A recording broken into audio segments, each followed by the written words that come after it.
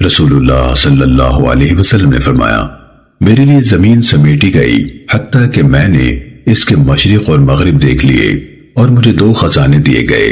زرد یا سرخ سونا بھی اور سفید چاندی بھی، اور مجھے کہا گیا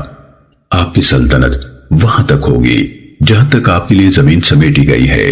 اور میں نے اللہ عز و جل سے 3 درخواستیں کی، ایک یہ کہ میری امت پر بھوک اور قحط مسلط نہ کرے جس سے ان کی اکثریت ہلاک ہو جائے،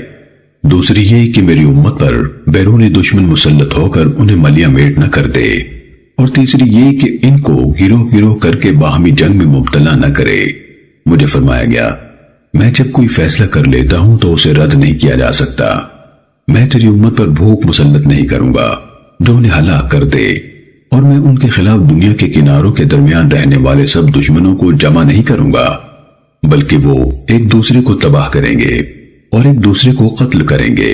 اور جب میری امت میں تلوار چل پڑی تو پھر قیامت تک اٹھائی نہیں جائے گی، یعنی ہمیشہ چلتی رہے گی۔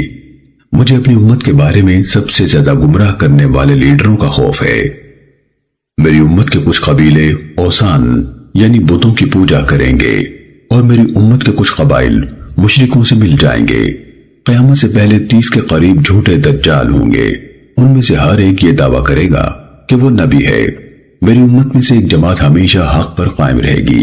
ان کی مدد کی جائے گی، ان کے مخالف انہیں نقصان نہیں پہنچا سکیں گے حتیٰ کہ اللہ کا حکم آ جائے گا۔ سنن ابن ماجہ حدیث نمبر 3952۔